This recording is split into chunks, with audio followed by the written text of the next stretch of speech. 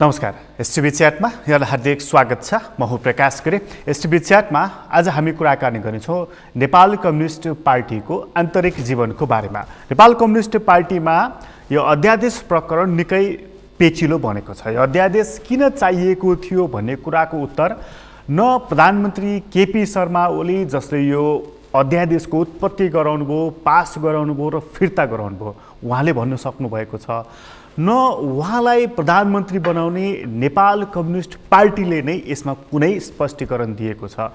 अझ रोचक पक्ष चाहिँ नेकपाको संस्थागत निर्णय यसमा केही पनि भएको छैन। न उसले पक्षमा केही बोलेको छ, न केही विपक्षमा बोलेको छ। नेकपा किन यति सुस्त पार्टी प्रणालीमा चल्दछ नेकपा भनेदेखि उसले यसबारेमा छलफल गर्नुपर्ने, बहस गर्नुपर्ने, एउटा टुङ्गोमा पुग्नुपर्ने हो कि होइन? यो बहस गर्नसम्म पनि नेकपामा केले रोकिरहेको छ? के प्रधानमन्त्रीको एक्लो अनिच्छाले? यदि त्यसो हो भनेदेखि सिङ्गो नेकपा एकातर्फ, प्रधानमन्त्री एकातर्फ, उहाँ एक्लै भारी हुनुहुन्छ नेकपामा। आजको अङ्कमा हामी अलिकति कुराकानी यस विषयमा गर्नेछौँ र हामीसँग कुराकानीको लागि नेपाल कम्युनिस्ट पार्टीको स्थायी कमिटीको सदस्य हुनुहुन्छ देवेन्द्र पौडेल। तपाईँलाई स्वागत छ। धन्यवाद छ यहाँलाई पनि।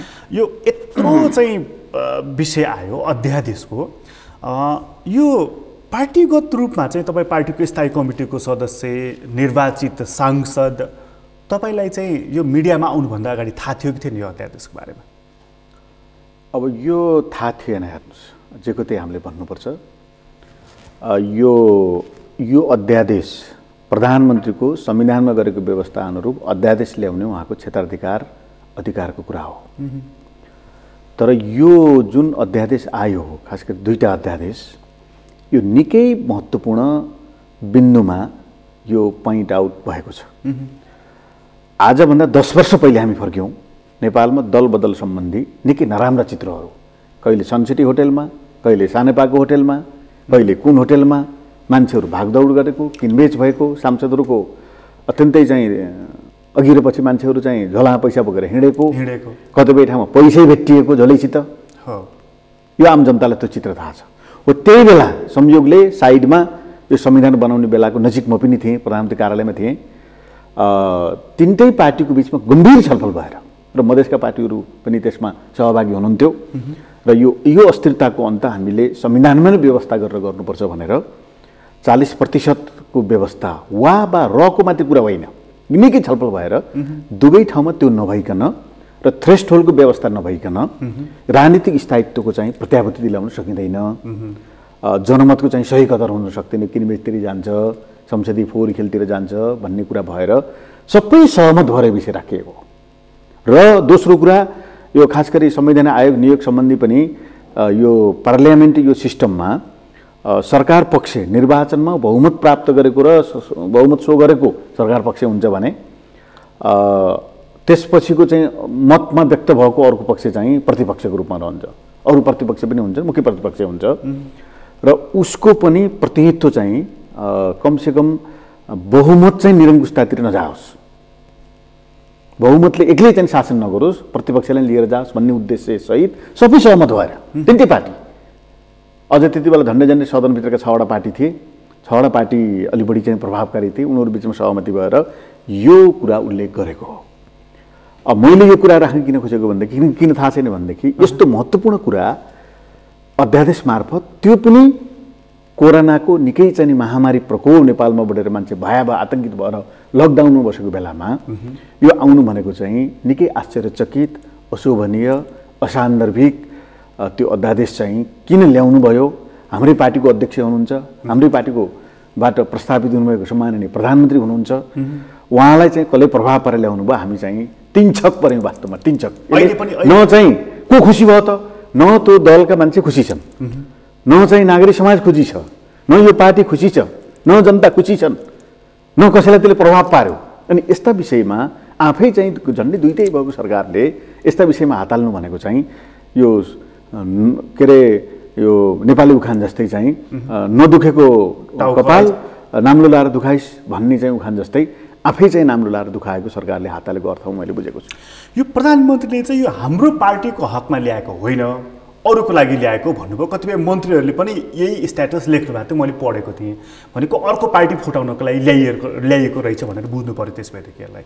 अब यो पनि के हो भनेदेखि संस्थागत निर्णय त होला, तर यो बेला होइन। हेर्नुहोस्, यहाँ मार्फत म आदरणीय जनसमुदायलाई भन्न चाहन्छु, प्रधानमन्त्रीलाई सुझाव दिने साथीहरूलाई पनि मेरो यही यहाँको प्रश्नको जवाफकै क्रममा चाहिँ अनुरोध छ।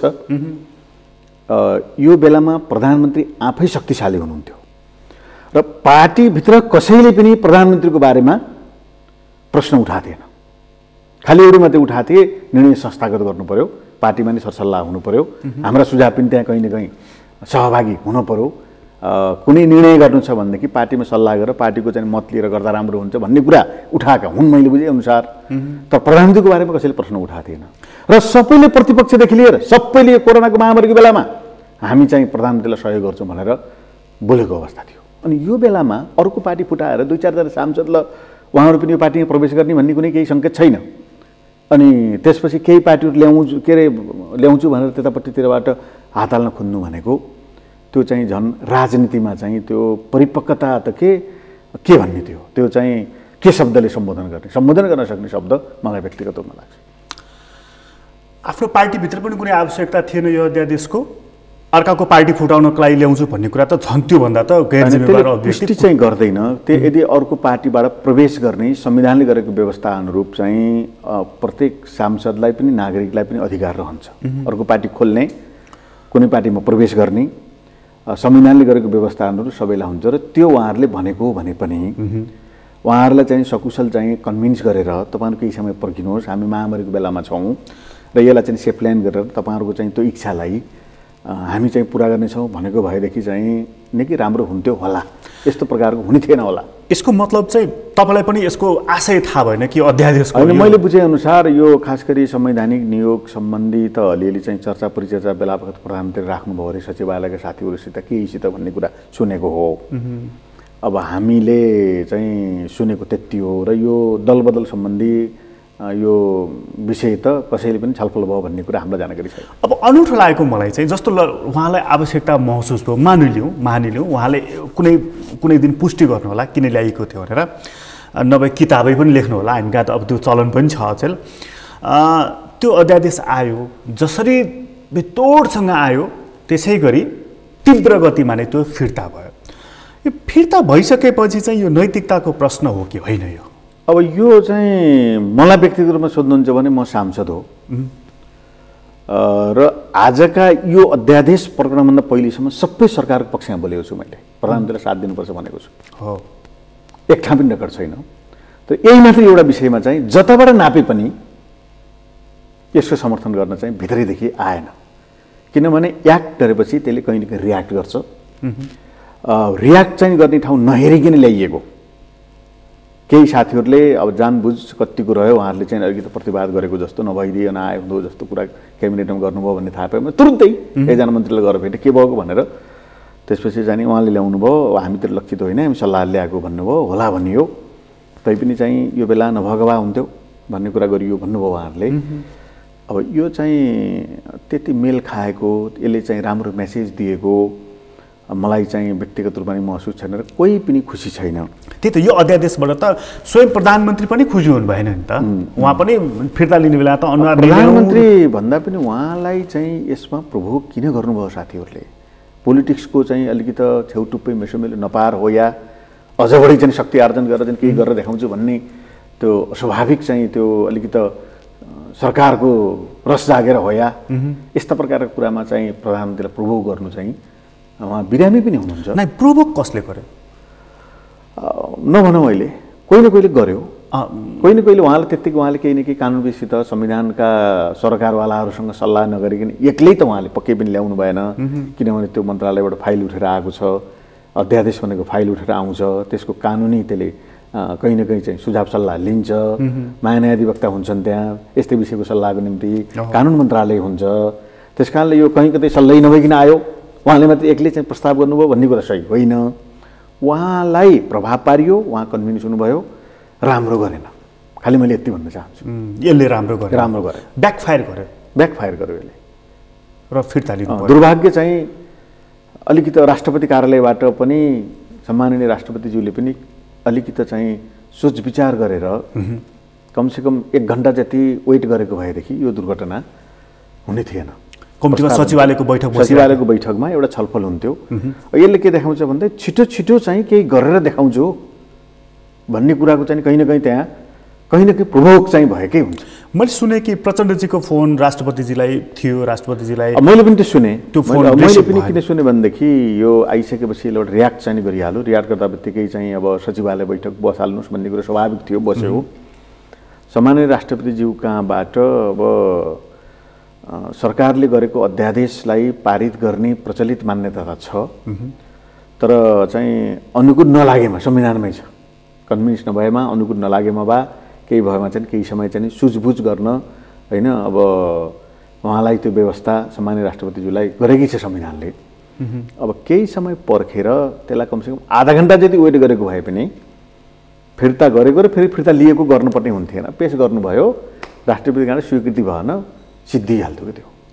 त्यो लगत्तै स्वीकृत भयो, लगत्तै फिर्ता भयो। यसले राष्ट्रपतिको गरिमामाथि पनि प्रश्न उठ्यो र हैन? संस्थाप्रति त मैले केही पनि भन्न चाहन्न, त्यहाँ पनि अलिकति सुझबुझ चाहिँ पुगेन भन्ने कुरा अनुभूति हुन्छ। यसको मतलब चाहिँ हाम्रो राष्ट्रपति कार्यालय संस्थागत भइसकेको रहेछ। राष्ट्रपति कार्यालयले पनि अलिकति सुझबुझ सहित चाहिँ के भएको र भनेर चाहिँ साइडमा अलिकति बुझ्ने, सूचनाहरू लिने, कानुनविदसित सल्लाह गर्ने, संविधान संशोधनसित सम्बन्धित विषय हो नि। यो त मैले अघि सुरुमा भने यो विषय सामान्य कुरा होइन।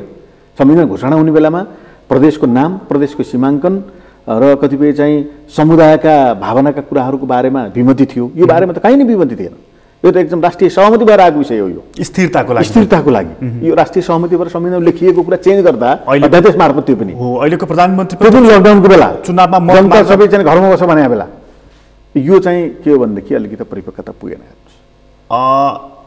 यसको मतलब चाहिँ प्रधानमन्त्री र राष्ट्रपतिको बिचमा पहिले सल्लाह भइसकेको रहेछ भनेर मान्नु पर्यो। अब त्यो चाहिँ उहाँहरूले परिघटना हेर्दाखेरि चाहिँ सल्लाह गरेको पाइन्छ। स्वतः जसले पनि अनुमान गर्न सक्छ, स्वतः सबैले। यहाँ एउटा पत्रकार हुनुहुन्छ, तपाईँले नै अनुमान गर्न सक्नुहुन्छ, म पनि गर्छु। एउटा सामान्य 9-10 कक्षा पढ्ने स्टुडेन्टले पनि चाहिँ पोलिटिक्स नबुझेकोले पनि यो अनुमान गर्छ। त्यो चाहिँ तादाम्यता त्यहाँ मिलेको छ भनेर।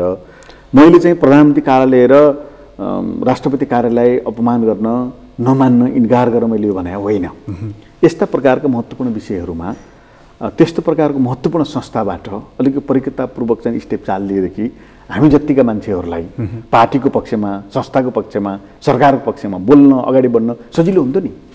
त्यो चिज चाहिँ गुम्यो वास्तवमा। अहिले अप्ठ्यारो पर्यो। अहिले अप्ठ्यारो परिरहेको छ। ठिक भनौँ, कसरी भनौँ ठिक, बेठिक भनौँ चाहिँ आफ्नै राष्ट्रपति, आफ्नै प्रधानमन्त्री, अप्ठ्यारो परेन हामीलाई? निकै अप्ठ्यारो पऱ्यो नि। तपाईँकै यही टेबलमा मैले सरकारको पक्षमा धेरै प्रकार बोलेको छु। हो, बोल्नु भएको छ। मैले बोलेछु। सरकारको आलोचना गर्नेको खण्डन मण्डन गरेर प्रतिवाद गरिएको छ। अनि देशभरिका कार्यकर्ताहरूलाई, पार्टीका नेताहरूलाई यस्तो प्रकारको चाहिँ गुमराहमा राख्ने जो डिसिजन गरियो अहिले असान्दर्भिक समयमा, त्यसले चाहिँ राम्रो गरेन। यो प्रकरणले चाहिँ प्रधानमन्त्रीलाई, राष्ट्रपतिलाई मात्रै प्रश्न गर्यो कि प्रधानमन्त्री राष्ट्रपति बनाउने यो ठुलो पार्टी नेपाल कम्युनिस्ट पार्टीलाई पनि प्रश्न? अनि नेकपा नै अकर्मण्यतामा जेल्टिएको छ अहिले। हिजो अस्ति तपाईँले सुन्नुभयो, उता गुटका मिटिङ बसे, उता फलाना कहाँ भेट भयो, उता भयो अरे, लौनु के भयो भने चाहिँ मान्छेले। म त हिजो 2 घण्टा फोन पनि स्विच अफ गरेँ। पत्रकारलाई पनि के भन्ने, कहाँ कोसी त के भेट भयो भनेर कतिजनालाई रिपोर्ट गर्ने, कुनै निष्कर्ष पनि छैन। प्रधानमन्त्री पार्टी अध्यक्ष हुनुहुन्छ। त्यसो भएर हामीले यसको निकास भनेको हामी सहयोग गर्न चाहन्छौँ। सहयोग लिने हो भने सहयोग लिने, हाम्रो मत राख्ने ठाउँ भनेको चाहिँ हामी भएको कमिटी हो।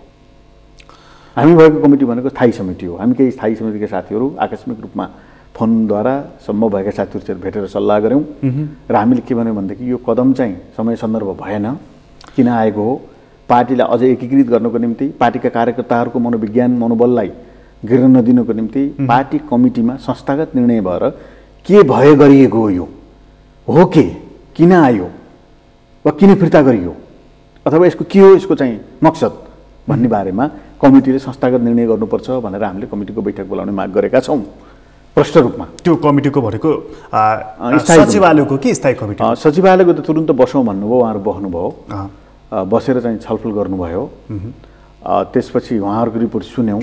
अब हामीले पनि कमिटीमा राख्नु पर्यो। मैले पार्टीको के मत भन्ने बाहिर, अहिले पनि सुरुमा यहाँले जो पृष्ठभूमिमा भन्नुभयो पार्टीको मैले आफ्नो व्यक्तिगत धारणा राख्नु बाहेक पार्टीको संस्थागत निर्णय त छैन अहिले पनि के भएको भन्ने कुरा छैन प्रधानमन्त्रीले ल्याउनु भयो क्याबिनेटले निर्णय गर्यो राष्ट्रपतिजी कहाँ लानुभयो खारेज भयो त्यही कथा त्यसपछि फेरि क्याबिनेटले निर्णय गर्यो यिनी बाहेक त केही पनि छैन संस्थागत निर्णय त्यसकारण यस्ता विषयमा पार्टीको संस्थागत निर्णय हुन्छ र अगाडि बढ्न सकिन्छ भनेर पार्टी कमिटीको बैठक बसेर निर्णय गर्नुहोस् हामीले भनेका छौँ अघि तपाईँले जुन भनिदिनु नि हामी प्रधानमन्त्रीलाई अझै सहयोग गर्न तयार छौँ भनेर अब तपाईँहरूले प्रधानमन्त्रीलाई गर्ने सहयोग भनेको चाहिँ बाहिर चाहिँ अब कतिपय विश्लेषकहरू कतिपय राजनीतिक कर्मीहरूले पनि के भन्न थालेका छन् भने नेकपाले प्रधानमन्त्रीलाई गर्ने अब एउटै मात्रै एउटा चाहिँ सहयोग भनेको चाहिँ प्लिज तपाईँ रेस्ट गर्नुहोस् भन्ने हो त्यति भन्न सकेन भने नेकपा पनि सिद्धिन्छ नेकपाले पनि रेस्ट गरे हुन्छ भनेर चाहिँ यही टेबलमा आएर धेरै नेताहरूले धेरै विश्लेषकहरूले बताइसक्नु भएको छ तपाईँहरूले गर्ने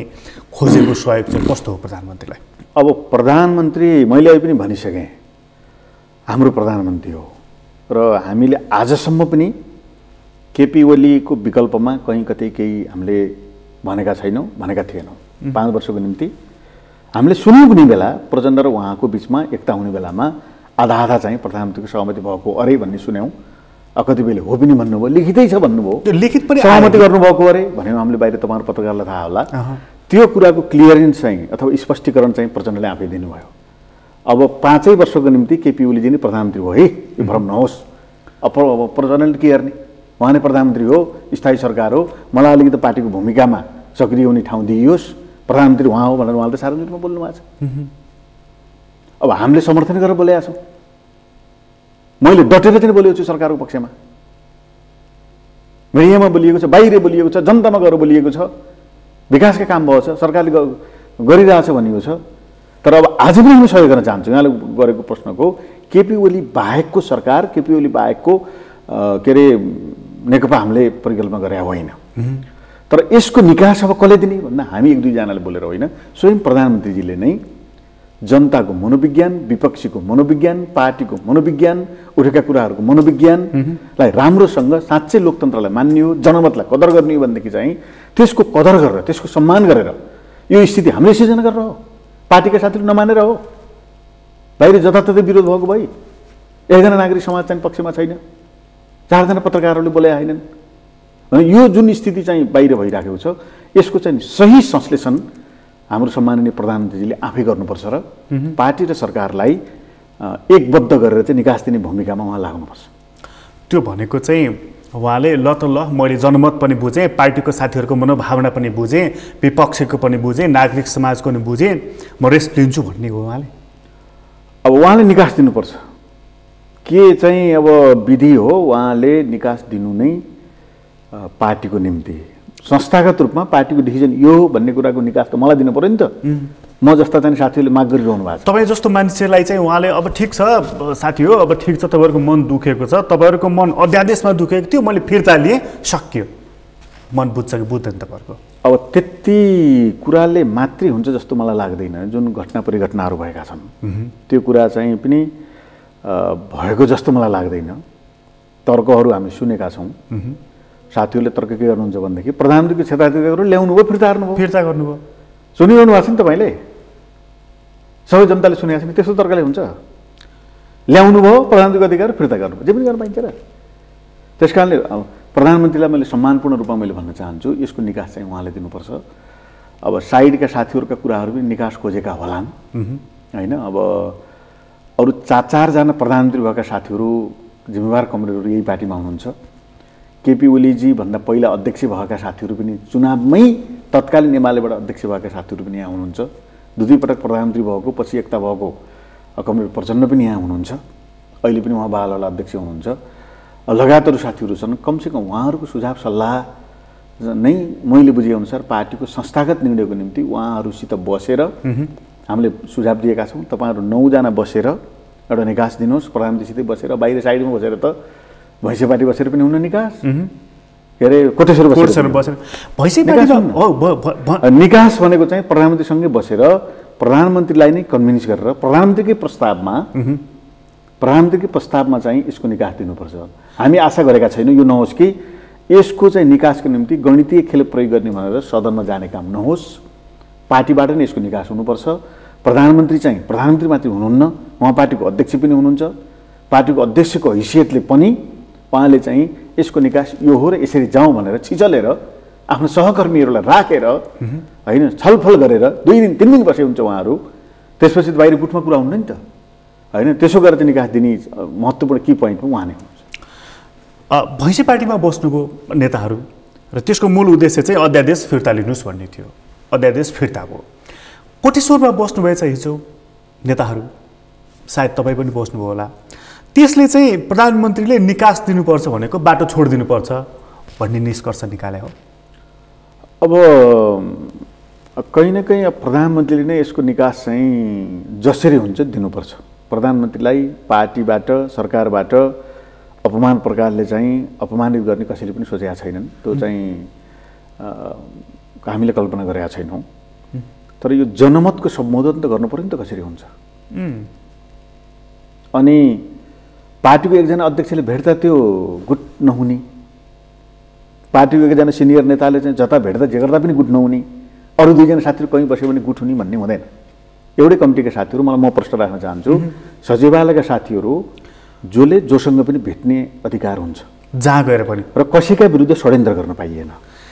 र उहाँहरूले चाहिँ जति पनि निर्णय गर्नुभएको छ मैले बुझेअनुसार, चाहे भैँसी पार्टी हो, चाहे कोटेश्वर होस्, चाहे अर्को कुनै पार्टी होस्, खुमलटारै होस्, र अन्तिम मैले की पोइन्ट चाहिँ प्रधानमन्त्री हुनुहुन्छ भन्न खोजेको कारण के हो भनेदेखि उहाँहरू जतिसुकै मिटिङ गरे पनि निर्णय गर्ने बेला जाने त प्रधानमन्त्रीकै जाने हो नि, गइरहनु भएको छ नि। चाहे वामदेवजीको प्रकरणको बेलाको विषय होस्, होमवर्क गर्ने कुरा गर्नुभयो होला। त्यस कारणले संस्थागत रूपमा नै निर्णय होस् भन्ने चाहना साथीहरूको छ। यो होमवर्क चाहिँ यो जस्तो अस्ति भैँसी पार्टीमा बस्नुभयो नि, त्योभन्दा अगाडि नै प्रधानमन्त्रीलाई हटाउने सन्दर्भमा चाहिँ एउटा षड्यन्त्र भइसकेको थियो नेकपामा भनेर खुब चर्चा छ। चाहिँ हावादारी कुरा बाहिर आएका छन् होइन। अब यस्तो परिस्थितिमा प्रधानमन्त्रीले नै आफै सोचेर चाहिँ तपाईँले विकल्प सोध्नुहोस्, विकल्प सोध्दा के हुन्छ भन्ने प्रस्ताव चाहिँ कहीँ न कहीँ कसैले सुझाव दिएको हुनसक्छ। यसै पनि सार्वजनिक रूपमा चाहिँ वामदेवजीले भन्नुभयो अरे अस्तिदेखि कुरा आइरहेछ, फेरि चाहिँ आफ्नो कुरा राखेर हिँड्नु अरे भनेर उहाँको प्रेस नोट पनि आएको छ। अब हामी त्यहाँ लाइभमा हामी बसिरहेको छैनौँ। अब त्यस्ता विषयहरू पार्टीमा हुन सक्छन्। यत्रो डिबेट बाहिर बहस छलफल चलाएको बेलामा यस्ता परिघटनाहरू के हुन् होइन बाहिर सार्वजनिक भएको बेलामा एक निकास दिनुपर्छ भनेर विभिन्न विकल्पहरू मतलब आउन सक्छन्। भनेको प्रधानमन्त्रीको विकल्प सोच्दै नेकपाका नेताहरू जस्तो प्रचण्डजी, वामदेवजी, झलनाथ खनाल, माधव नेपाल हिँड्नु भएको थियो। होइन यो चाहिँ कस्तो भने यो सरकार र पार्टीको अहिलेको अवस्थामा जुन मनोविज्ञान बाहिर गएको छ त्यसलाई चाहिँ कन्ट्रोल नियन्त्रण र त्यसलाई चाहिँ सकारात्मक कसरी पार्ने भन्ने कुरामा त छलफल भएकै छ। त्यो त राम्रै कुरा हो, भएकै छ। तर प्रधानमन्त्रीलाई हटाउने सहयोग गरेर हुन्छ कि प्रधानमन्त्रीलाई रियलाइज गराएर हुन्छ कि अथवा प्रधानमन्त्रीलाई सरकारको चाहिँ पुरै पुनर्गठन गरेर हुन्छ कि नेकपाकै हुनुपर्छ होइन। यस्ता विषयमा सायद उहाँहरूको चाहिँ भेटघाटमा यिनै विषय त भयो होलान्। मोमो खाने, चाउचाउ खाने, उठ्ने हिँड्ने कुरा त भएन, पोलिटिकली कुरा भयो होला, यिनी कुरा चाहिँ सायद भएका छन्, भयो होलान्। तर फेरि पनि म यति भन्न चाहन्छु कि कसैले पनि आफूले बनाएको प्रधानमन्त्रीलाई अपमानजनक रूपमा होइन अपमानित गर्न चाहिँ चाहेको थियो र छ जस्तो मलाई लाग्दैन। अपमानजनक र अस्ति पनि प्रचण्डको म एउटा कुरा क्लियर गर्न चाहन्छु, प्रधानमन्त्रीकै नेतृत्वमा भन्नुभएको छ उहाँले प्रष्ट रूपमा, त्यसको बारे पनि अलि ठोकठाक चाहिँ बाहिर भए प्रधानमन्त्रीकै नेतृत्वमा उच्च स्तरीय एउटा चाहिँ यो कोरोना लड्ने संयन्त्र भइदिए हुन्छ भनेर आफूले भूमिका खोजेको होइन। आफूले भूमिका नपाएर भन्ने पनि छ, आयो त्यहाँ अलिअलि प्रतिवाद मैले सुने। आफूले भूमिका भन्दा पनि चाहिँ त्यसो गरियो भनेदेखि चाहिँ सबैलाई लिएर जान सजिलो हुन्छ भन्ने आशयले उहाँले भन्नुभयो लो भन्ने कुरा पनि त्यहाँ उठ्यो। तर फेरि पनि अब मैले पुनः भन्न चाहन्छु यहाँको प्रश्नमा, यसको निकास दिने भनेकै प्रधानमन्त्रीले। यो निकास चाहिँ जस्तो अस्ति वामदेव गौतमजीले भन्नुभएछ नि प्रधानमन्त्रीलाई भेटेर 3 जना नेताहरू भएको बेलामा तपाईँ अब बालकोट गएर बस्नुहोस् भनेर। हुन त उहाँको हिजो प्रेस नोट आयो, हुन त त्यो प्रेस नोटमा उहाँले मैले भनेको छैन भन्नुभएको छैन, तर कुरा के भने तपाईँले निकास दिनुहोस् भनेको छु मैले। त्यति मैले सुनेको पनि त उहाँहरू 3 जना बस्नुभयो। वामदेवजीले चाहिँ निकास दिने तपाईँले निकास दिनुपर्छ, यो बेला विभिन्न विकल्प सोध्नुहोस्, यी विकल्पहरू हुन सक्छन्। तपाईँले चाहिँ अब यो पार्टी सरकारको बारेमा यत्रो प्रश्न उठाए बेलामा निकास दिनुपर्छ भन्ने कुरा उहाँले गर्नुभयो। त्यो नराम्रो होइन, मत हो नि त्यो त, मत त राख्न पाइयो नि। उहाँको चाहिँ सचिवालयका साथीहरू हुनुहुन्छ, अध्यक्षसित गएर आफ्नो मत चाहिँ कसैले राख्न पाउँछ, मत राख्न पाउने कुनै चाहिँ नराम्रो कुरा होइन। तर यहाँनिर यो अध्यादेशको दिनदेखि हिजोको दिनसम्म वामदेवजीको चाहिँ अलिकति लाइन कहिले यता कहिले उता भइराखेका छन्। जस्तो सुरुको दिन उहाँको अभिव्यक्ति के थियो भने अध्यादेश ठिक छ, समय पे ठिक छ भन्ने उहाँको अभिव्यक्ति थियो। त्यसको भोलिपल्ट उहाँको अभिव्यक्ति के आयो भन्दाखेरि होइन गलत ढङ्गबाट गलत मनसायबाट र गलत समयमा यो अध्यादेश आयो भन्ने आयो। त्यसको भोलिपल्ट प्रधानमन्त्रीले राजीनामा दिनुपर्छ भन्ने आयो। त्यसको पर्सिपल्ट मैले त्यसो भनेको छैन भन्ने आयो। वामदेवजीको भूमिका के हो? अब यो चाहिँ उहाँलाई नै सोध्नु होला त। यहाँले फोन गर्दा बित्तिकै उहाँले भनिहाल्नुहुन्छ। अब उहाँ एकजना सिनियर नेता हो। उहाँको पनि कतिपय आफ्नो धारणाहरू चाहिँ बेला बखत विभिन्न इस्युहरूमा विभिन्न प्रकार प्रकट भएका होलान्। तर यो बेलामा अधिकांश साथीहरूको धारणा मैले यति भन्न चाहन्छु, वामदेव लगायत अधिकांश साथीहरूको धारणा यो अध्यादेश प्रकरणले पार्टी र सरकारलाई राम्रो गरेन होइन। अब राम्रो गरेन भन्ने कुरामा चाहिँ सबै साथीहरू, धेरै जसो साथीहरू सहमत हुनुहुन्छ। तर फेरि पनि पार्टीले निर्णय गरे होइन। यो प्रकरणमा चाहिँ अर्को एउटा पात्र जस्तो अहिलेको गृहमन्त्री रामबहादुर थापा बादलजी, उहाँको भूमिका के हो? अब त्यो पनि उहाँले जवाब दिने कुरा हो। अब हामीले पनि विभिन्न तरिकाले उहाँको कुरा बुझ्दाखेरि प्रधानमन्त्रीको क्याबिनेटमा भएको हुँदाखेरि कतिपय अप्ठ्याराहरू चाहिँ क्याबिनेट मिनिस्टर साथीहरूलाई हुन्छ। यो प्रधानमन्त्री प्रणालीमा कि छोडेर हिँड्नु पर्यो कि प्रधानमन्त्रीसित मिलेर चाहिँ काम गर्ने बाध्यात्मक अवस्था पनि हुन्छ। सिधा भन्दा मतभेद राखेर त्यहाँ, किनभने मन्त्रालयका कामहरू हुन्छन्, थुप्रै कामहरू हुन्छन्। त्यो भनेको चाहिँ जब प्रधानमन्त्रीसित कुरो मिल्दैन त्यस बेलासम्म चाहिँ त्यहाँ मिनिस्टरमा बसिरहनु चाहिँ निकै अप्ठ्यारो विषय हो। त्यसपछि त मातृकाजी हुन्छ, त्यसपछि निकै अप्ठ्यारो विषय हो। त्यस कारणले त्यो निकै अप्ठ्यारो विषय चाहिँ बेहोर्न कतिपय मन्त्रीले नखोज्नु भएको होला। त्यो अप्ठ्यारो बादलजीलाई हो कि तर भन्ने हामीले बुझ्छौँ। तर प्रस्ताव यो बेला चाहिँ कस्तो भनेदेखि जोसुकैले गरोस्, चाहे बादलजीले सपोर्ट गर्नुभएको हो भने पनि त्यो चाहिँ कस्तो हो भनेदेखि समय सन्दर्भ मिलेन। प्रधानमन्त्रीलाई निकै सहयोग गर्नुभएको छ प्रदीप गेवाली। उहाँले पोलिटिक्स बुझ्नु भएर चाहिँ असहमति प्रकट गर्नु भने म त सम्मान गर्छु। हो, मेरो सहयोगी साथी हुनुहुन्छ। उहाँले विषय उठेर राख्नु पर्यो, त्यो त ग्रहण गर्नुपर्छ नि त। यसले राम्रो गर्दैन भन्ने कुरा त उहाँले टाइम मागेर बोल्नु भएको छ। उहाँले बुझ्नुभयो पोलिटिक्स, यसले राम्रो गर्दैन भन्ने कुरा बुझ्नुभयो, राम्रो गरेन। विश्लेषण त गर्न सक्नु पऱ्यो नि त नेताहरूले त। परिस्थिति के हो, हामी कता गइरहेका छौँ, मान्छे भोकले सडकमा चिच्चाएका छन्। हामी 5-7 चोटि चाहिँ गयौँ। 15-20 जना सांसदहरू लकडाउनको विषयमा पनि हामी चाहिँ यो सडकका मान्छेहरूको बारेमा एउटा निर्णय गर्नु पर्यो, सरकारले जिम्मा लिनु पर्यो। हामीले चाहिँ कलकत्ता, बम्बई, त्यसपछि गएर मन्द्रादेखि मान्छेले भन्न गएनौँ। सिमाना आएको मान्छे रोग लागेको छैन। हामीले यत्र मान्छे चेक गरिरहेका छौँ। पारिपट्टि गरेर नारा लाएर बसिरहेका छन्। नेपाली हुन्, मेरो देश जान पाउनुपर्छ भन्छन्। अनि उनी बिरामी छैनन् भनेदेखि, बिरामी छन् भने हस्पिटल लाने हो। बिरामी छैनन् भनेदेखि वारिपट्टि लिएर आफ्नो सिमाना राख्ने नि त राज्यले। हो, अहिले चाहिँ उसबाट के अरे लन्डनबाट मान्छे ल्याऊ, न्युयोर्कबाट मान्छे ल्याऊ, नेपाली त भने होइन। हामीले अप्ठ्यारो छ अहिले, तर त्यहाँ गएर ल्याउन सकिन्छ नि त। यहाँ सडकमा झोला बोकेर मान्छे चाहिँ रुँदै हिँडिरहेका छन्। यी मान्छेहरूको व्यवस्था चाहिँ सरकारको त्यही तहले, स्थानीय तह, प्रदेश तह र सङ्घीय तहले गर्नुपर्छ र यसको भूमिका खेल्नुहोस् भनेर हामीले भन्यौँ। अब यतापट्टितिर चाहिँ सरकारको अलि बढी ध्यान जानु पर्थ्यो। यतापट्टितिर नै अहिलेको आवश्यकता हो। अहिले चाहिँ यो शक्ति केन्द्रहरूको चाहिँ चलखेलको आवश्यकता थिएन। त्यसमा चाहिँ यदि मन्त्रीहरू जो नाम नलिनुहोस्, कुनै पनि मन्त्रीले आफ्नो पद र पोजिसनको निम्ति सोच्यो भनेदेखि जनताको पक्षमा भएको पुष्टि हुँदैन। कतिपय मानिसले चाहिँ प्रधानमन्त्रीलाई यस्तो कुरा पनि भनेका थिए कि यो सडकमा जो मानिसहरू यो अहिले लकडाउनको बिचमा पनि हिँडेर गए, त्यो चाहिँ नेकपाको अध्यक्षले उचालेर मान्छे पठाएको। यस्तो वाहियात कुरा गर्नुहुन्छ? यो वाहियात कुरा हो। म 4-5 दिन गएको छु। हिजो पनि मैले चाहिँ के अरे प्रहरीको प्रमुखलाई मैले फोन गरेँ र सबैतिर चाहिँ मान्छेहरू गएका छन्। मान्छेहरू वास्तवमा चाहिँ अप्ठ्यारोमा परेका छन्। मसित चाहिँ हजारौँ मान्छेहरूको लिस्ट छ। म आफ्नै निर्वाचन क्षेत्र जिल्लाका साथीहरूको। मान्छे चाहिँ खान पाएको छैन। अस्तिसम्म चिउरा खाइयो, चिउरा पनि सिद्धियो। हामी विद्यार्थी हौँ, कीर्तिपुर पढ्ने, मास्टर डिग्री पढ्छ, खान सिद्धियो उसको, पैसा आउने स्रोत छैन, यहाँ चिन्जान छैन, कोठा लिएर बस्थ्यो। 80 करोड बाँड्यो त्यो मान्छेको चाहिँ के अरे होइन बाँड्यो। त्यो सरकारले केही राम्रो काम पनि गरेको छ। मैले विरोध मात्रै गरेको छैन, राम्रो काम पनि गरेको छ। अनि ती मान्छेको बारे त निकास दिनु पऱ्यो नि त।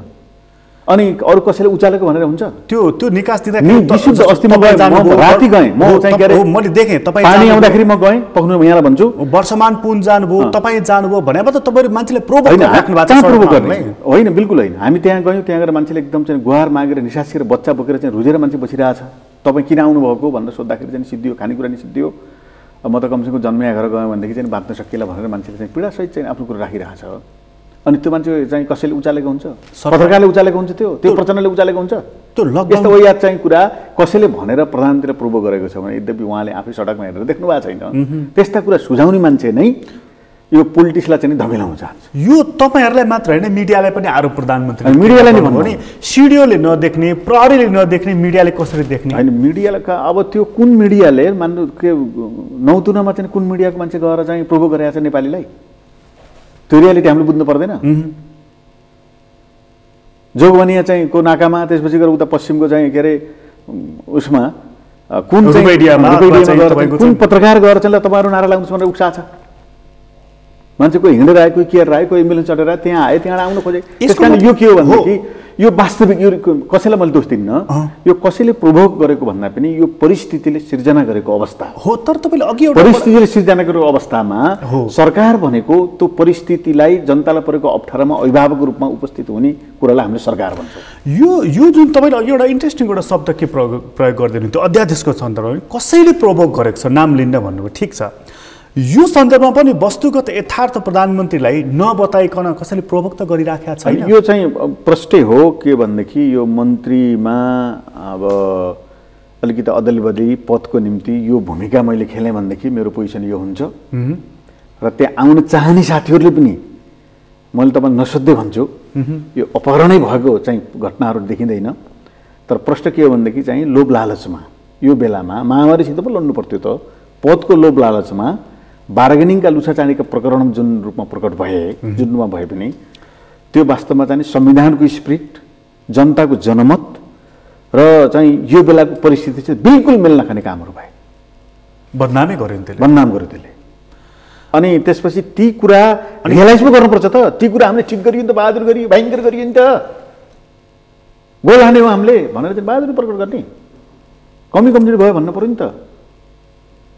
मार्क्सले त्यही सिकायो होइन, कम्युनिस्ट पार्टीका सिद्धान्तका कुरा गर्ने हामी सबैलाई।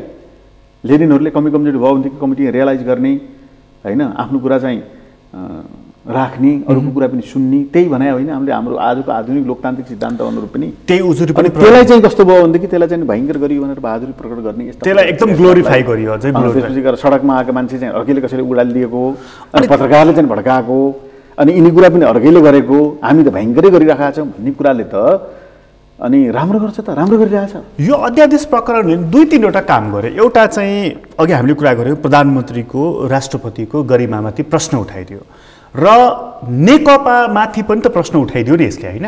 हो, त्यही मैले यो राखेको किनभनेदेखि यहाँले भने जस्तै नेकपामाथि प्रश्न उठ्यो, पार्टीमाथि। अब पार्टी हामी जवाब दिन अप्ठ्यारो पर्यो। अब यो राम्रो भएन भनेर बोलौँ, आफ्नै अध्यक्षको प्रधानमन्त्रीको विरोध गरे जस्तो हुने। राम्रो भन्ने ठाउँ छैन। अब राम्रो भनौँ, जम्मैले गाली गरेको छ। अनि यो प्रकरण तिमीहरू भन्छ, तपाईँ राम्रो भनेर बोल्दा बित्तिकै चाहिँ तपाईँले त्यहाँ हेर्नुभयो भने थुक्क तिमीहरू भनेर चाहिँ तपाईँ चाहिँ हजारौँ मान्छेले कमेन्ट गरेर गाली गर्छ। अलिअलि 2-4जना मान्छेले सरकार पक्ष विपक्ष हुन्छ, त्यो बेग्लै कुरा हो, आलोचना गरून्। तर त्यो त हामीले लिनु पर्यो नि त, ग्रहण गर्नु पर्यो नि त हामीले। अनि अर्को चाहिँ यसले एउटा यस्तो विकृति ल्याइदियो जुन अघि तपाईँले 62-63 कुरा गर्नुभएको थियो, जो कहिले शङ्कर होटेलमा, कहिले ब्याङ्ककमा मान्छे थुनेको, सांसद थुनेको, पैसाले खरिद बिक्री गरेको, एभरेस्ट होटेलमा ब्रिफकेस बोकेर गएका, यस्ता कुराहरू जुन तपाईँ हामी देख्दै भोग्दै सुन्दै त्यसलाई पन्छाएर यहाँ जुन आइपुगेका थियौँ नि, त्यसलाई फेरि ठ्याक्कै पुनरावृत्ति गरिदियो। जनकपुरदेखि सांसद ल्याएको छ, मेरिट होटलमा थुनेको छ, जसले लगेको हो मैले गरेको हुँ भनेर बहादुरी प्रकट गरेको छ, त्यसलाई छानबिन गरिएको छैन, त्यसका विरुद्धमा एउटा पार्टी प्रहरीकोमा गएको छ, उजुरी लिएको छैन। यो चाहिँ अब यो चाहिँ अपहरण चाहिँ म कन्भिन्स छैन, अपहरण होइन त्यो। किनभनेदेखि उहाँ पूर्व राज्यमन्त्री हुनुहुन्छ, मेरो निकै नजिकको पनि हो। हिजो पनि मेरो उहाँसित चाहिँ सामान्य भाइभरमा कुरा भएको थियो। उहाँकै घर जानुभएको छ साथीहरू, अलग गाडीमा आउनुभएको छ, कन्भिन्स गरेर चाहिँ ल्याउने प्रयत्न गर्नुभएको छ। उहाँसित पिएसओ छ होइन, त्यसपछि गएर त्यहाँको पनि प्रशासनसित पुलिसहरूसित कुरा भएको छ, खानासँगै खानुभएको छ। त्यस्तो प्रकृतिको घटनालाई मेरो व्यक्तिगत धारणा चाहिँ अपहरण भनिँदैन, अपराधजन्य प्रकृतिको त्यो विषय होइन। र उहाँलाई चाहिँ मन्त्रीको प्रलोभन दिएर पार्टी फुटाउनुहोस्, तपाईँहरूलाई हामी मन्त्री बनाउँछौँ, प्रधानमन्त्रीले भेट्न खोज्नुभएको छ, त्यसपछि चाहिँ त्यो पार्टी फोडेर यता आउनुभयो भनेदेखि चाहिँ तपाईँलाई यो पद दिन्छौँ, यो चाहिँ पोजिसन, यो चाहिँ अवस्था, अब के हो, हिजो राज्य मन्त्री हुनुहुन्थ्यो, अहिले फुल मन्त्री दिन्छौँ भनेर कन्भिन्स गर्न चाहिँ उहाँहरू हानथाप गर्दै चाहिँ जानुभएको कुरा साँचो हो। त्यो कुरा चाहिँ उहाँले जस्ताको जस्तै भन्नुपर्छ। मैले भने अपहरण होइन, मैले भनेको छु। जस्ताको अपहरण हुनु त चाहिँ उनलाई एउटै गाडीमा ल्याउनु पर्यो, बल प्रयोग हुनु पर्यो त्यहाँ, कन्भिन्सको शैलीबाट आएको हुँदाखेरि त्यो अपहरण होइन, एक किसिमको बन्धकै हुनु पर्यो नि त। बन्धक हुनु पर्यो नि त, बन्धक प्रकृतिको चाहिँ देखिँदैन। तर उहाँहरूले चाहिँ पद दिएर कन्भिन्स गरेर ल्याएर चाहिँ त्यो पार्टी फोडेर यो पार्टी लिएर मन्त्री सन्त्री दिने डाकडुक एक दिने भन्नेमा उहाँ जानुभएको हो। त्यसको निम्ति गएको भने सिधा भन्नु पऱ्यो नि त पार्टीमा, साथीहरू मैले नै चिनेका साथीहरू हुनुहुन्छ होइन, त्यो चाहिँ हामी जनतालाई उद्धार गर्न गएको त्यस्ता कोही याद कुरा गर्नुहुन्न कि साथीहरू जनतालाई उद्धार गर्न गएको होइन, हामी उद्देश्यले गएको हो होइन, भएन असफल भइयो भनेर हामीलाई त भन्नु पऱ्यो नि त। यो त एक किसिमको अलिकति हुन चाहिँ अब तपाईँले अपहरण होइन भन्नु हो भने चाहिँ, तर तिमीलाई मन्त्री दिन्छु पार्टी फुटाएर आऊ भनेर भन्ने हो, अथवा तिमी आऊ हामी सल्लाह गरौँ भनेर बलटरबाट एकल फोन आयो भने मलाई आयो भने म दोगुर्छु, तपाईँलाई आयो भने सम्भवतः तपाईँ पनि दोगुर्नु। म त गएन, मलाई हिजो एकजना साथीले म नाम खोलिदिनु भन्नुभएको थियो होइन, अस्ति पनि मलाई चाहिँ तेरो के हो है पोजिसन, मैले तपाईँ मार्फत भन्छु किनभने यो बेलामा सही कुरा बोल्नुपर्छ हामी, किन भोलि पनि पोलिटिक्स गर्नु छ, अझ 15-20 वर्ष पोलिटिक्स गर्नु छ, मान्छेले चाहिँ हेर्छ, त्यस कारणले बरु चाहिँ पद भनेको कुरा आउँछ जान्छ कुनै ठुलो कुरा होइन, तर आफ्नो इमानलाई चाहिँ जोगाउनुपर्छ। त्यस कारणले अलिकति यो डन जस्तो प्रवृत्ति भएन भने अब इमानलाई जोगाउनुपर्छ भनेर म चाहिँ मेरो प्रश्न आफ्नो कुरा राखेँ। अब यो के हो भनेदेखि साथीहरूलाई यो मुद्दा मामिलातिर चाहिँ मलाई त्यति राम्रो लागेको छैन, त्यता किन जानु पर्थ्यो र। अब उहाँहरूले कन्भिन्स गर्न गएको हो, अब अलिकति रातारात चाहिँ पार्टी एकता भयो, असफल भइयो, यो उद्देश्यले हो भनेर जे हो त्यही भन्दा राम्रो हुन्छ। काभ्रे मान्छे हेर्न गएको, सडकमा आपत परे, त्यसपछि अलिक तलतिर आपत परे अरे, अनि आफन्त भेट्न गएको भन्ने कुराले हुँदैन। पार्टी यहाँ ल्याउन खोजेको हो, उहाँहरूले पार्टी खोडेर हाम्रो पार्टी यहाँ आउनु हो या अर्को पार्टी खोल्नु हो, केलाई उद्देश्यले जानुभएको, त्यो कुरा चाहिँ प्रधानमन्त्रीले भन्नुभएको पनि जस्तो तस्तै भन्नुभएको भनेर पार्टी ल्याउनु त पाइयो नि त, कन्भिन्स गर्न त्यही भने भइहाल्छ नि। यहाँले भने जस्तै त्यो भनेर अलिकति चाहिँ गर्दा पार्टी पङ्क्ति क्लियर हुन्छ र चाहिँ राम्रो हुन्छ। दायाँ बायाँ कुरा गरेर अर्थै छैन, सबैले बुझिसक्यो नि, दायाँ बायाँ कुरा गरेर म तपाईँको आएर लाइभ बोलेको छु आएको होइन भनेर हुन्छ, मिल्छ भोलि। त्यस कारण छ्याङ्ग जे हो त्यही चाहिँ भन्नु नै राम्रो हुन्छ। अब जहाँसम्म चाहिँ यहाँले भने जस्तै 10-15 वर्ष पहिलेको चाहिँ अलिकति झल्को दिने काम चाहिँ भयो, त्यो निकै दुर्भाग्य छ। हामी त्यसमा हात हाल्न हुन्थेन। नेकपाले अहिले यति बेला जनताको राहतको कुरा, उद्धारको कुरा, सरकारको भूमिकामा सहभागी भएर त्यतापट्टिबाट भूमिका खेल्नु पर्थ्यो। हामी यो 2-4 जना सांसदहरू लिएर ल्याएर कत्रो बलियो हुन्थ्यो भन्नुहोस् त एकछिन। फेरि प्रधानमन्त्री रूपमा चाहिँ कुनै फेरबल त हुने कुरा नि भएन, अब्सोल्युट चाहिँ बहुमत छ। 2-4 जना ल्याएर 1-2 जना मन्त्री चाहिँ साथीलाई बनाएर केही फरक नेकपालाई तात्तिकै असर पर्थ्यो। असर त केले पर्थ्यो भनेदेखि चाहिँ बरु प्याकेज ड्याम्म अध्यादेश ल्याएर जनतालाई राहतको कुरा, यी समस्यापरको जनताको पक्षमा चाहिँ बोलेर रकमान्तर गरेर बजेट विनियोजन गरेर होइन त्यहाँ ड्याम्म चाहिँ बोलिदिएको भएदेखि चाहिँ जनता खुसी हुन्थ्यो नि।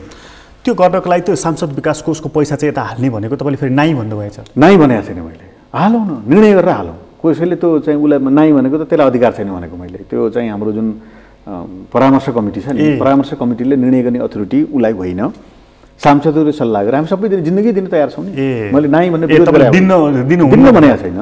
त्यो खालि के हो भने जनताको प्रतिनिधिको हैसियत नबुझ्ने मान्छेहरूले प्रोभोक गर्ने कुरा नगर भनेको मैले।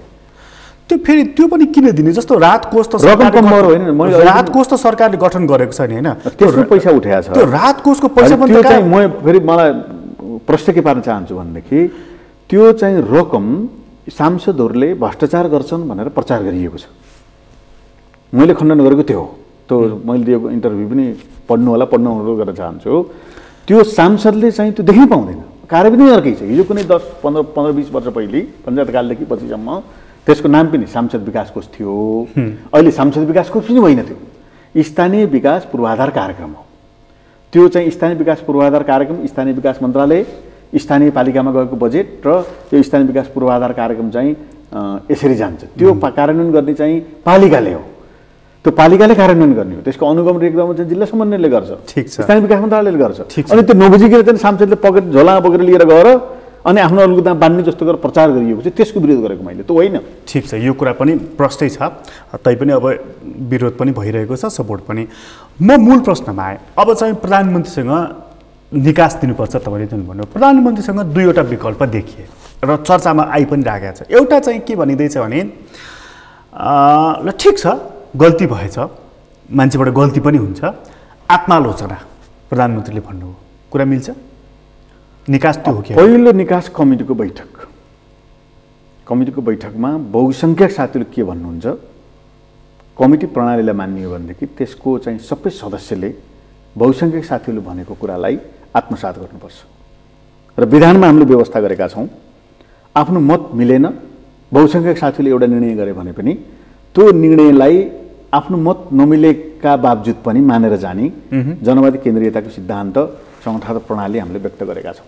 त्यो सदस्यलाई लागू हुन्छ, त्यो चाहिँ हाम्रो सम्माननीय प्रधानमन्त्री केपीजी पनि पार्टीको अध्यक्ष भएको हुँदा उहाँलाई लागू हुन्छ, त्यो चाहिँ प्रचण्डलाई लागू हुन्छ, त्यो माधव नेपाललाई लागू हुन्छ, त्यो अरूलाई लागू गर्ने आफूले लागू गर्ने भनेर बनाएको होइन, त्यो सबैले लागू गर्न बनाएको हो। त्यो विधिमा हामी बस्नुपर्छ, त्यसका निकास निकाल्ने भनेको त्योभन्दा अगाडि नै प्रधानमन्त्रीले आत्मालोचना गर्नुभयो, ठिक छ अब गल्ती भएछ साथी हो। अब त्यो कमिटीले होइन उहाँले आफ्नो कुरा के भएको हो, किन यस्तो भएको, के कारणले भएको, मैले उद्देश्यको निम्ति गरेको थिएँ होइन, यो चाहिँ हो भनेर उहाँले चाहिँ सबैलाई कन्भिन्स गर्नुभयो, साथीहरू कन्भिन्स हुनुभयो भनेदेखि आत्मालोचनाले यसको उपचार दिन्छ कि दिँदैन, आत्मालोचना निकास हो कि होइन?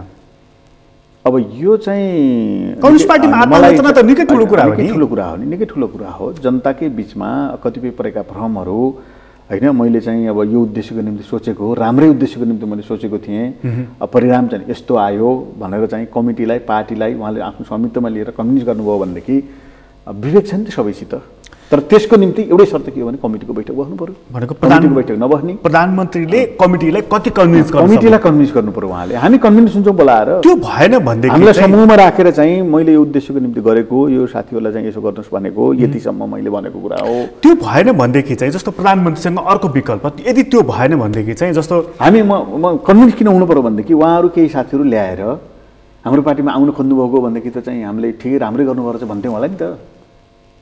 4-5 जना सांसदहरू कानुन मिलाइदिनुहोस्, विधि मिलाइदिनुहोस्, हामी आउँछौँ अब पनि भन्नुहुन्छ होइन। हामी उहाँले तर्क दिनुभयो भने नै त्यो तर्क दिनु, उहाँले तर्क दिनुभयो भने जस्तो तर्क त सुन्नु पर्यो नि त, कहाँ सुन्ने? यही तर्क मिडियाका साथीले बाहिर केही भन्नुहुन्छ होइन, यो चाहिँ कहाँ हुन्छ, यो ठिकै छ चाहिँ त यिनले चाहिँ के अरे प्रधानमन्त्री फेल्न खोजेर चाहिँ यस्तो कुरा गरे हुन् भनिएपछि त के हुन्छ भनेदेखि के को तर्कको त अर्थै भएन। त्यहाँ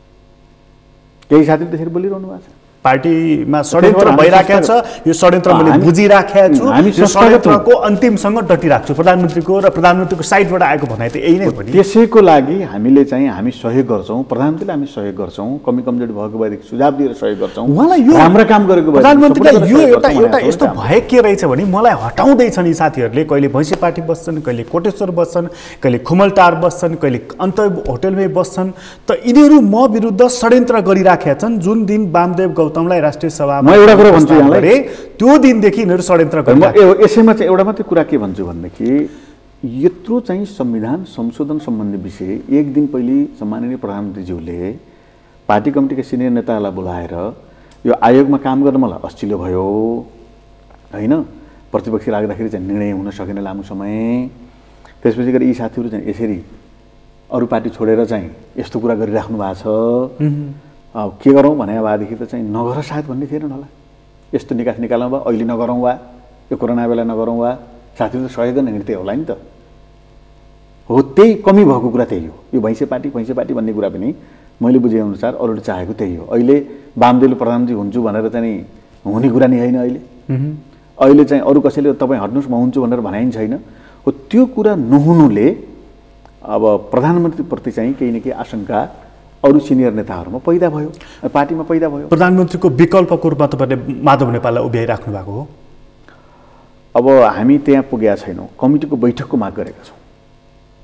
कमिटीको बैठकमा यो सबै कुराको चाहिँ भएको के हो हामी एकपटक सुनेर मात्रै हामी चाहिँ त्यहाँ पुग्छौँ। आत्मालोचनाले पनि भएन भनेदेखि कतिपय मानिसहरू चर्चा गरेर सुन्दैछु मध्यावधि भनेको त्यो दुर्भाग्य हुन्छ। मध्यावधि भनेको स्थायित्वको निम्ति मत माग्ने, आफै झगडा गर्ने, जनतालाई मध्यावधि चुनावको निम्ति अपिल गर्ने नैतिक हैसियत बाध्यताले त होला हामी जाउँला, तर नैतिक हैसियत चाहिँ हामी गुमाएर गएका हुनेछौँ। त्यसैले यो पार्टी फुट्न पनि हुन्न। किन फुट्ने? पार्टीभित्र समस्या पऱ्यो भने पार्टीमा निर्णय गरेर विकल्प खोज्ने हो। त्यहाँ विभिन्न विकल्पहरू, अप्सनहरू, राजनीतिक समस्या पऱ्यो, सङ्गठनमा समस्या पऱ्यो, सरकार चलाउनु समस्या पऱ्यो भनेदेखि पार्टीमा निर्णय गरेर विकल्प खोज्ने हो। र अहिले 5 वर्षको निम्ति जनताले दिएको जनमतलाई सम्मान गरेर जान सक्नुपर्छ। अविश्वासको प्रस्ताव अर्को विकल्प हो कि होइन? अब त्यो पनि चाहिँ सम्भवतः परिकल्पना नेकपाभित्र उठेको छैन। आजका मितिसम्म कसैले चाहिँ त्यो कुरा गरेका छैन। अघि तपाईँले भन्नुहुन्थ्यो अपमानजनक निर्णय नहोस् र सम्मानजनक नै निकास होस्। अब के अपमानजनक भने चाहिँ यो म मात्रै हुँ, यो चाहिँ एकदम चाहिँ अपवादमा म मात्रै हुँ र मलाई समर्थन गर्ने साथीहरू बाहेक अरू कोही केही होइन भनेर चाहिँ निर्णय भयो भनेदेखि अरू साथीहरूले पनि के गर्ने भन्ने सोध्लान् त्यो अर्को ठाउँमा हो। त्यो भनेको अविश्वास प्रस्तावसम्म जान सक्ने अब अर्को ठाउँमा चाहिँ जाला, तर त्यता चाहिँ बिल्कुल जान त्यो गणित प्रयोग गर्नेतिर त्यतातिर जानै हुन्न। एउटै पार्टी त्यसले चाहिँ नेपाली कहाँलाई कहाँ पुर्यायो, 10 वर्षसम्म त्यसले थला पारेको पारै भयो। अहिलेसम्म त्यसको समीक्षा हुनुहुन्छ। तत्कालीन चाहिँ माओवादी र एमाले फुट्दा के स्थिति बन्यो त्यसको समीक्षा नेताहरूले गर्नै पर्छ। त्यस कारणले म प्रश्न भन्न चाहन्छु, नेताहरूले अझै पनि सनक र प्रभोकमा आएर त्यता लैजानु हुँदैन। अहिले पनि सचिवालयले निकास दिन सक्छ, प्रधानमन्त्री निकास दिन सक्नुहुन्छ, स्थायी समितिको बैठक बसालेर धेरै साथीहरूको कुरा सुनेर हैन, त्यहाँ चाहिँ कन्भिन्स गरेर चाहिँ निकास निकाल्नु। अब बाँकी अवधि जुन छ 2-2.5 वर्ष जुन छ प्रधानमन्त्रीको कार्य अवधि, अब त्यति अवधिको लागि पनि प्रधानमन्त्री केपी शर्मा ओली नै प्रधानमन्त्री हो कि अर्को विकल्प तपाईँहरूले एउटा तस्विर बनाइसक्नु भएको छ? अब यो पनि कमिटीको बैठक नभइकन, कमिटीमा छलफल नभइकन, प्रधानमन्त्रीको कुरा संस्थागत नसुनिकन हामीले चाहिँ बाहिर सार्वजनिक रूपमा प्रधानमन्त्रीको विकल्पको कुरा गरेका छैनौँ। प्रधानमन्त्रीको कुरा सुन्नु कमिटीमा राख्छौँ। प्रधानमन्त्री भने नि कमिटी नेकपाको चाहिँ कमिटीमा आफूले लागेको कुरा हामीले त्यहाँ राख्छौँ। प्रधानमन्त्रीको कुरा अहिले कमिटीमा निर्णय भएको छैन, साइडमा कुरा भएका छन्।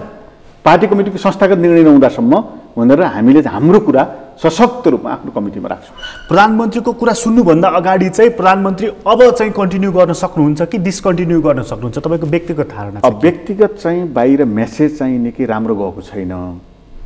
अब अझै पनि सम्भावनै छैन भन्ने कुरा होइन। उहाँले पार्टी कमिटीलाई बाहिर परेका भ्रमहरूलाई अलिकति चाहिँ संस्थागत निर्णय गराएर सबैको सहयोग लिएर लिनुभयो, कन्भिन्स गर्नुभयो। सम्भावनालाई प्रतिशतमा हेरौँ न त, जस्तो उहाँ अब कन्टिन्यू गर्ने प्रतिशत कति छ? अहिले चाहिँ कहीँ कतै पनि प्रधानमन्त्रीलाई तुरुन्त फेरमन कसैले बोलाइ छैन।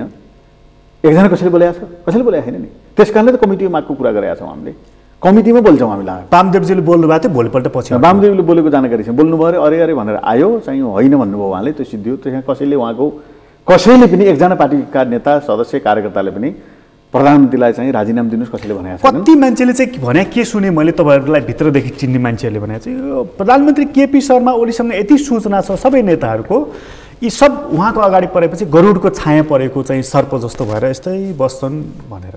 त्यस्तो हो जस्तो त्यस्तो भएको भएदेखि यत्रो छलफल चल्थ्यो? त्यो होइन। मान्छेले स्वतन्त्रताको, आफ्नो अभिव्यक्ति स्वतन्त्रताको निम्ति लडेर आएको छ। कोही पनि दब्बु हुन चाहन्न। आफ्ना कुरा, आफ्ना दृष्टिकोणहरू चाहिँ राख्नुपर्छ, लागेको कुरा सुझाव दिने, सम्मान गर्ने ठाउँ सम्मान गर्ने, आफ्नो दृष्टिकोणहरू राख्ने गरी लोकतन्त्रको निम्ति आन्तरिक चाहिँ आफ्नो भावना र अभिव्यक्ति स्वतन्त्रताको हरेकको अंकुश समातेर चाहिँ बसिराख्नु हो। तपाईँले भनेको कुरा के साँचो हो भनेदेखि चाहिँ पदको निम्ति अप्ठ्यारो छ। तपाईँले भनेको कुरा साँचो के हो भने मूल्य र मान्यताको राजनीतिबाट नेपालको राजनीति चिप्लिएर अलिक पर पुग्दै गइरहेको छ। त्यो प्रसङ्गमा आफ्नो पोजिसन, सही कुरा के हो भन्नुभन्दा पनि आफ्नो पोजिसन चाहिँ कहाँबाट प्राप्ति हुन्छ भन्नेतिर अलिकति नेपालको पोलिटिक्स चाहिँ मुछिँदै गएको हुँदाखेरि र कम्युनिस्ट पार्टी समेत त्यसमा मुछिएको हुँदाखेरि तपाईँले भनेको कुरा आंशिक सत्य, आंशिक त के बढी सत्य हुँदै गएको छ। अन्त्यमा सोधे, यो सेक्टर काण्डसँग जोड्न मिल्ने घटना हो कि होइन? कहिलेको सेक्टर काण्ड? 45 सालको? जति बेला मोहन वैद्यले छाडेर मैले त्यही भन्दैछु, मिल्दैन। त्यति बेला राजतन्त्र थियो, त्यसका विरुद्धमा त्यो घटना कहीँ न कहीँ असन्तुष्टिको रूपमा, राजतन्त्र विरोधी असन्तुष्टिको प्रकटको रूपमा त्यो भएको हो। पार्टीमा संस्थागत थिएन भन्ने कुराका बावजुद पनि त्यो एक प्रकारको स्वतन्त्रताको निम्ति, राजतन्त्रको अन्तको निम्ति गरिएको आन्दोलन थियो। त्योसँग यो कहीँ कतै पनि जोड्न मिल्दैन। अहिले चाहिँ हामी संविधान बनाएर संविधान कार्यान्वयन गर्ने, आफूले बनाएको नेतृत्व हस्तान्तरणको सन्दर्भमा चाहिँ जोड्न मिल्छ। अब नैतिकताको प्रश्न जोडिया हुनाले त्यो पनि अब त्यो प्रसङ्गसित चाहिँ खासै सन्दर्भहरू मिल्दैनन्। फरक सन्दर्भमा हामी छौँ। सन्दर्भ फरक छ, सन्दर्भ निकै फरक छ, निकै अर्कै ठाउँ पुगिसकेका छौँ। अब एकचोटि अन्त्यमा, साँच्चीको अन्त्यमा सोचेँ, अब प्रधानमन्त्री केपी ओली साँच्चीकै प्रधानमन्त्री केपी ओलीको रूपमा बाँकी अवधि कन्टिन्यू गर्ने सम्भावना कति देख्नुहुन्छ? अब यो कुरा मैले जवाब दिने कुरा होइन। प्रधानमन्त्री आफैले आइपरेका पार्टीका सामु समस्याहरू, राष्ट्रका सामु उपस्थित भएका समस्याहरू, महामारीका चाहिँ समस्याहरूको सकुशलतापूर्वक अब फेस गर्नुभयो भनेदेखि सम्भावना रहन सक्छ। एकपछि अर्को गरी फेस नगर्ने प्रतिशोधको पूर्ण रूपमा उहाँ जानुभयो भनेदेखि त्यो प्रतिशोधले चाहिँ ठिक ठाउँ पुर्याउँछ जस्तो मलाई लाग्दैन। तपाईँलाई धेरै धेरै धन्यवाद। धन्यवाद चाहिँ यहाँलाई पनि। आदरणीय दर्शक तपाईँलाई पनि धन्यवाद। आज हामीले कुराकानी गऱ्यौँ नेपाल कम्युनिस्ट पार्टी स्थायी कमिटीको सदस्य देवेन्द्र पौडेलसँग। उहाँसँगको कुराकानी अहिलेलाई यति नै। एसटिभी च्याटबाट म प्रकाश गिरीलाई बिदा दिन। सगरमाथा टेलिभिजन हेर्दै गर्नुहोला। नमस्कार।